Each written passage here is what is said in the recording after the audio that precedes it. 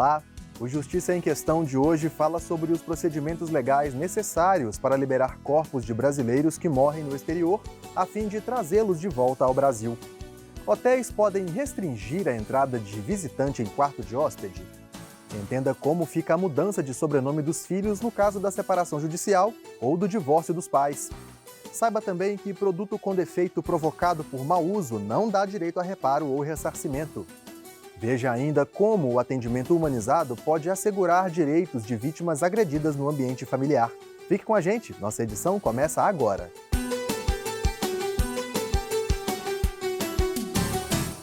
O provimento número 82, publicado em 2019 pelo Conselho Nacional de Justiça, modificou o procedimento para a troca de sobrenome nos documentos de filhos de pais separados judicialmente ou divorciados. Entenda melhor na reportagem de Silvana Monteiro. A mãe do Alexandre se casou 2 vezes. Com as mudanças de estado civil, ela alterou também o sobrenome. E isso acabou refletindo nos documentos dele e dos irmãos. De 2000 a 2012, ela estava separada com o nome de solteiro. Foi aí que a gente começou a ter problema com o nome dela, porque o nome de casado constava no meu documento e a documentação dela era o nome de solteira. Então aí veio a oportunidade dela casar com meu pai de novo. Ela casou a segunda vez, voltou o nome, que era o nome da minha mãe, que constava. E aí, logo em seguida, ela se separou do meu pai de novo. Para pessoas como Alexandre, até há pouco tempo restava como opção um processo judicial para atualizar os sobrenomes. Eu mesmo posso dizer da minha experiência como advogado, que em Belo Horizonte, por exemplo, você entrava, ou em outras comarcas também, você tinha que pedir, aliás, nem todos os advogados lembravam disso, a maioria das pessoas esquecia de mudar o nome na certidão de nascimento dos filhos. Eu, atento a isso, sempre pedia. Alguns juízes diziam, não pode, tem que entrar na vara de registro público. Na segunda vez em que a mãe se separou, o Alexandre fez um pedido carinhoso a ela. E aí, dessa segunda vez, eu pedi a ela para não trocar o nome de solteiro para favorecer os filhos, manter o nome de casada. Então, aí agora eu já não tenho mais problema com o nome da minha mãe, que consta nos documentos, e quando eu vou tratar desse assunto. Em 2013, o Código de Normas número 260 da Corregedoria Geral de Justiça de Minas Gerais tratou desse assunto, prevendo a averbação em cartório em todo o território mineiro. Em 2019, o provimento 82 do Conselho Nacional de Justiça veio padronizar nacionalmente a alteração dos sobrenomes dos pais nos registros dos filhos. Isso passou a ser feito de forma extrajudicial, ou seja, não é mais necessário entrar com uma ação na justiça. Por exemplo, eu tenho uma experiência que a minha filha, quando ela foi registrada, ela tinha o meu nome lá com o nome de casada. E depois eu divorciei e meu nome voltou a ser o nome de solteira, mas eu não alterei isso no registro de nascimento dela. Então, muitas vezes eu vou, por exemplo, viajar com ela e no aeroporto eles pedem o RG dela, ela é menor, e minha identidade, e vê essa diferença. O meu nome no meu RG está com o nome de solteira. E no documento dela, que reflete a certidão de nascimento dela, está com o meu nome de casada. Então, assim, algumas vezes a gente passa por algumas situações, um pouco até constrangedora, aí tem que informar aquilo. Aí veio o nosso Código de Normas tratar sobre isso, mas como uma faculdade. E agora o provimento 82 do CNJ, ele trata sobre a mesma coisa, e ele é de 2019. Mas sempre tratando como faculdade, não como uma obrigatoriedade.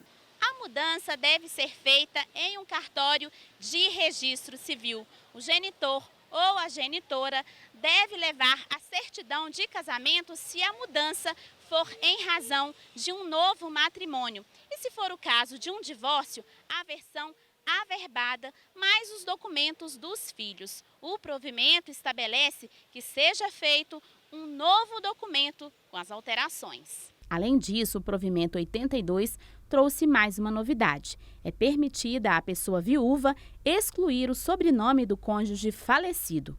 Ambos os serviços são cobrados. É mais um procedimento da desjudicialização, né? Não precisa, então, mais entrar com essa ação e pode ser feito diretamente no cartório. Também é uma faculdade e aí tem que pagar pelos emolumentos. Esse especialista acredita que a desburocratização é um caminho sem volta. Essa é uma tendência do direito de família, né? No Estado laico é assim que funciona. O Estado ele entra cada vez menos na vida privada das pessoas. Obviamente que ele só deve entrar quando for para proteger vulneráveis e para dar segurança jurídica a essas relações. Ao se hospedar em um hotel, seja por um curto período, seja por vários dias, receber um visitante no quarto pode representar uma violação das regras do estabelecimento.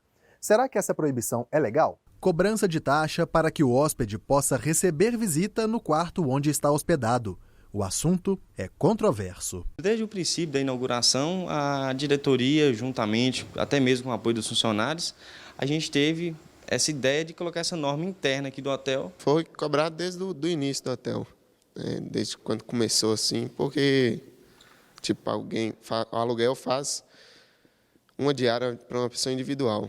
Aí acaba ele trazendo uma outra pessoa e aí faz uma cobrança a mais por questão de uso. Não é muito difícil encontrar em recepções de hotéis placas como esta aqui anunciando a cobrança de uma taxa adicional caso o hóspede queira levar algum visitante para o quarto. Mas será que a cobrança dessa taxa é legal? Pode cobrar, vai depender do hotel avisar, comunicar antecipadamente ao consumidor, ao hóspede, acerca dessa cobrança. E aí eu dou um exemplo. Comunicar como? Comunicar através de uma placa fixada na recepção, através do contrato, aquela documentação, o check-in quando você está fazendo, anotando. Então, desde que seja comunicado previamente, pode ser cobrado. Cada hotel tem seus argumentos para justificar a cobrança. Repor alguma coisa, caso vier danificar alguma coisa dentro do quarto, para a limpeza do quarto, energia, água, esses gastos que vão ter a mais. E também para não permitir visitas nos quartos. São 3 principais pontos. É a questão da segurança dos hóspedes, porque pessoas diferentes que nem estão hospedadas circulando nos corredores do hotel. Outro ponto também, e eu acho que é o que mais indaga as pessoas, é a questão da prostituição, que em outros hotéis aí a gente já viu até mesmo casos graves de prostituição em hotéis. E a questão também da privacidade, né? Que a pessoa, a partir do momento que ela entra no hotel, ela quer se sentir em casa. O quarto do hotel, para ela, é o quarto do própria pessoa, como se fosse na casa dele. Então, a pessoa se sente insegura sem saber quem que está passando na porta do quarto, quem que pode surpreendê-lo ao sair do quarto ou até mesmo ao estar entrando no quarto. O presidente da Associação Brasileira da Indústria de Hotéis, seção Minas Gerais, explica que mesmo com a liberdade para vetar ou permitir visitantes e cobrar por isso, alguns procedimentos são importantes.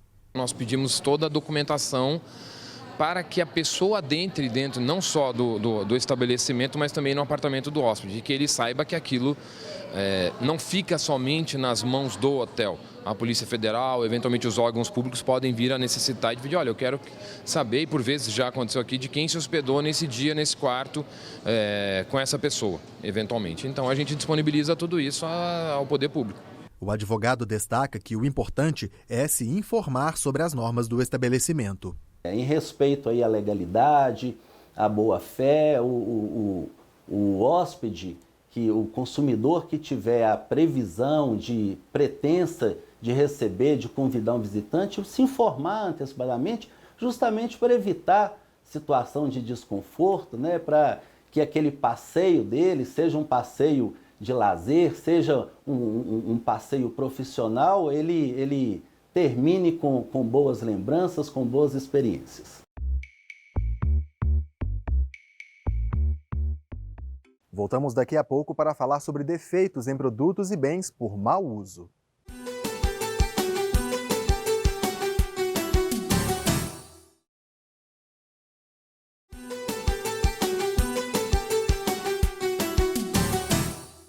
Estamos de volta com o Justiça em Questão, programa do Tribunal de Justiça de Minas Gerais. Todo produto, durável ou não, possui garantia fornecida pelo fabricante ou pelo vendedor.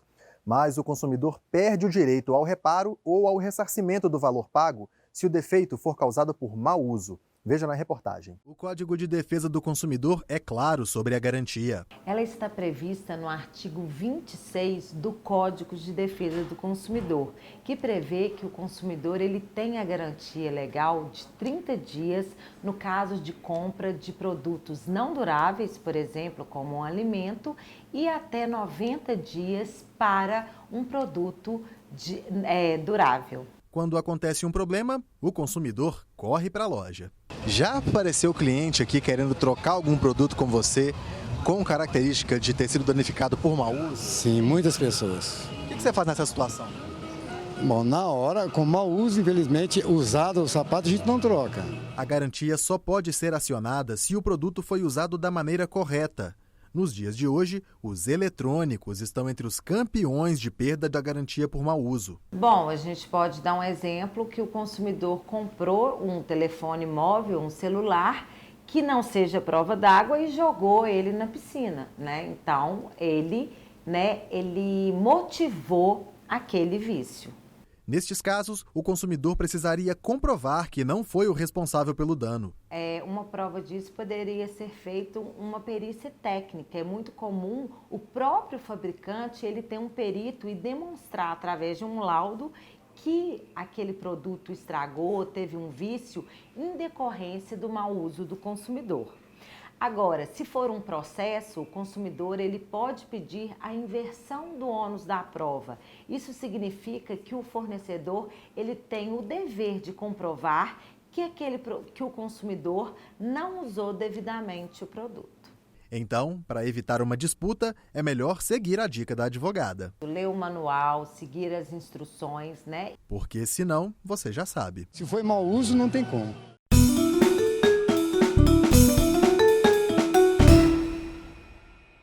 Hoje, no quadro Seu Direito, vamos responder a Isabel Miranda, que enviou a seguinte pergunta para o e-mail do JQ. Minha mãe mora em um barracão no fundo do lote da casa da minha avó paterna. Meu pai já morreu e quando isso aconteceu, eles já eram legalmente separados. Meus tios paternos dizem que se minha avó morrer e o imóvel for vendido, minha mãe não tem direito a nenhuma parte do dinheiro. Isso é verdade? A advogada Flávia Lopes esclarece. Isso é verdade. O direito à herança, nesse caso, seria para o pai falecido, né? Nesse caso, os herdeiros necessários que vão ser chamados à sucessão são os filhos e não a ex-esposa, nesse caso. Nem se ela continuasse casada, se o vínculo conjugal fosse mantido, nem nessa situação ela, mãe, teria direito à sucessão hereditária. O direito seria do pai, né? Como ele faleceu, quem são chamados a ingressar na sucessão são os filhos, que são herdeiros necessários. Quer que o Justiça em Questão ajude com a sua dúvida? Envie a pergunta para o nosso e-mail justiçaemquestão@tjmg.jus.br ou para o WhatsApp 31 98462 1532. E você também pode deixar o seu comentário no nosso canal no YouTube. O endereço é youtube.com/Justiça em Questão. Veja agora as decisões que ganharam destaque no Judiciário de Minas Gerais. Uma moradora de Eugenópolis, na região da Zona da Mata, processou a Magazine Velita e a Monark para receber indenização por danos morais e materiais, mas perdeu a ação. A cliente comprou uma bicicleta na loja e o produto apresentou defeito quando ela levava a filha como passageira. A cadeirinha se desprendeu e a criança caiu, sofrendo várias lesões. Ficou comprovado que a bicicleta foi modificada pela consumidora, que mandou instalar a cadeira portátil em oficina não autorizada. Um universitário agredido por um colega de curso vai receber R$ 2.000 por danos morais e R$ 144 por danos materiais. A briga ocorreu durante um campeonato de futebol universitário em Juiz de Fora. O estudante levou 2 socos e teve fratura da mandíbula e precisou ficar de licença por 40 dias. O réu alegou que apenas se defendeu depois de ser atacado pelo colega. Para os desembargadores, a conduta do rapaz que revidou a agressão foi excessiva e desproporcional. A concessionária Pacific Motors de Belo Horizonte terá que pagar mais de R$ 137 mil por danos morais e materiais a um cliente. Ele comprou um Hyundai Azira 0 km, com garantia de 5 anos. Após 1 ano de compra, o veículo apresentou falhas na parte elétrica e foi levado para assistência técnica. Os defeitos permaneceram por 3 anos.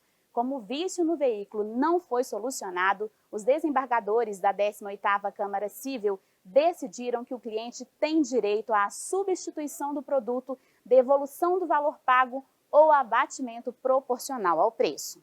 No próximo bloco, nossa equipe fala sobre os procedimentos para a liberação dos restos mortais de brasileiros que morrem em outro país. Voltamos em instantes.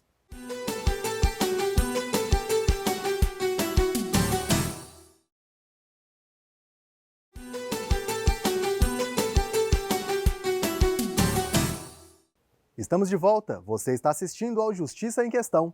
O atendimento humanizado que busca assegurar os direitos de vítimas agredidas no ambiente familiar é uma das principais tarefas da Rede de Proteção à Mulher e de enfrentamento à violência doméstica. Uma das principais tarefas da Rede de Proteção à Mulher é buscar um atendimento humanizado que assegure os direitos das vítimas. Sobre esse assunto, então, eu vou conversar agora com a Gê Nogueira, que é superintendente de políticas públicas para mulheres da Prefeitura de Contagem. Gê, como é que é articulada, então, essa rede de proteção à mulher de enfrentamento à violência doméstica e que instituições integram a rede? Olha, é muito importante esse tratamento humanizado, porque a mulher, quando está em situação de violência doméstica, é uma matéria muito delicada. Ela está em situação de trauma, de perda, de dor. E nós sabemos, desde a Lei Maria da Penha, inclusive, que fala sobre violência psicológica, essa mulher está sofrendo não só violência física, às vezes, mas psicológica bem tempo, patrimonial, às vezes também. Então, a rede de enfrentamento, ela é colocada na cidade para poder articular com outros órgãos, para que juntos possamos fazer um acompanhamento melhor, como uma rede mesmo colocada sobre a cidade para a proteção dessa mulher. Quais são esses órgãos? Sim, em Contagem nós temos um comitê institucionalizado através de um decreto 036/17, faz parte da Secretaria de Direitos Humanos, Defesa Social, Secretaria de Educação, Emprego e Renda, Saúde, temos a OAB Contagem, Tribunal de Justiça na pessoa da nossa juíza da vara especializada em Contagem, doutora Marina, faz parte também, a promotora de justiça da pauta na cidade, nós temos a delegacia especializada, polícia militar, nós temos também a defensoria pública, dentre outros órgãos na cidade, e esse comitê se reúne no mínimo uma vez por mês, com pauta formal, publicado no jornal da cidade, e nós tratamos das articulações, discussão de caso e busca de novas situações que venham implementar e fortalecer a Lei Maria da Penha e o trabalho da juíza e de todos nós na cidade. E, Gê, na prática, como que funciona o atendimento a essas vítimas? Olha, a mulher em situação de violência doméstica, ela pode nos chegar em qualquer ponta. Ela pode chegar na Secretaria de Saúde, na Secretaria de Defesa Social, pode chegar no fórum, pode chegar na OAB. Muitas vezes chega através da delegacia especializada em atendimento à mulher, que é um ganho. Nós temos uma delegacia dessa em Contagem, muitas cidades não têm em Minas Gerais. E essa mulher nos é encaminhada para o Centro de Acolhimento, que faz parte da minha pasta, a gestão dela, que é o Centro Especializado de Atendimento, Espaço Bem Me Quero. Nós temos ali profissionais multidisciplinares, nós fazemos a escuta da violência e damos encaminhamento, inclusive assessoramento jurídico para essa mulher, psicológico. Se ela estiver correndo risco iminente de morte, ela é levada para um abrigo sigiloso que não fica na cidade. E toda essa rede de enfrentamento é articulada nos casos e nós buscamos fortalecer, como eu te disse, até mesmo o trabalho das medidas protetivas. Um ponto positivo desde a criação da vara é que esses dados têm diminuído, mas ainda não é satisfatório, né? Como é que a educação pode mudar isso tudo? A cultura, né?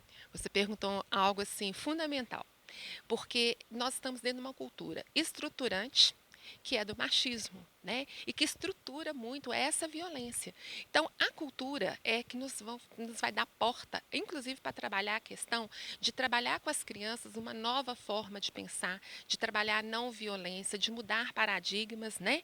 Que é uma forma de trabalhar futuras violências. E trabalhando com as crianças na escola, com os jovens nas faculdades, nós conseguimos fazer um trabalho de proteção maior na cidade toda e quebra de culturas. Nós temos que quebrar essa cultura de banalizar a violência, que violência é coisa natural. Você não imagina quantas mulheres a gente atende, que muitas vezes elas nem entendiam o que estava passando como violência. Elas pensam, mas a minha mãe passou por isso, eu vi minha avó passar por isso, o meu irmão faz isso. Olha, isso é violência. Então, nós precisamos quebrar essa cultura e explicar o que é violência. Explicar que tem um serviço na cidade também. Nosso assunto agora são os cidadãos brasileiros que morrem no exterior.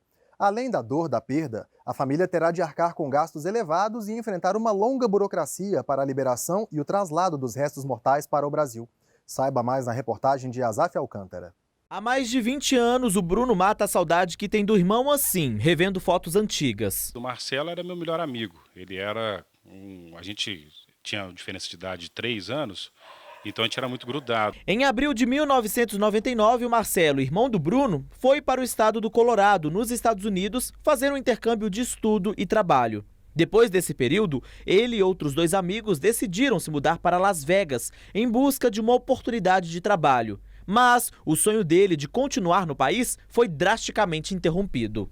Nesse caminho, nesse trajeto, na estrada, ele acabou batendo, o carro que eles estavam acabou batendo de frente com uma carreta cegonheira e os 3 faleceram na mesma hora. Segundo dados do Itamaraty, vivem no exterior cerca de 3.500.000 brasileiros. E só em 2018, 1.982 morreram lá fora. Em 2019, esse número foi menor, de 1.678.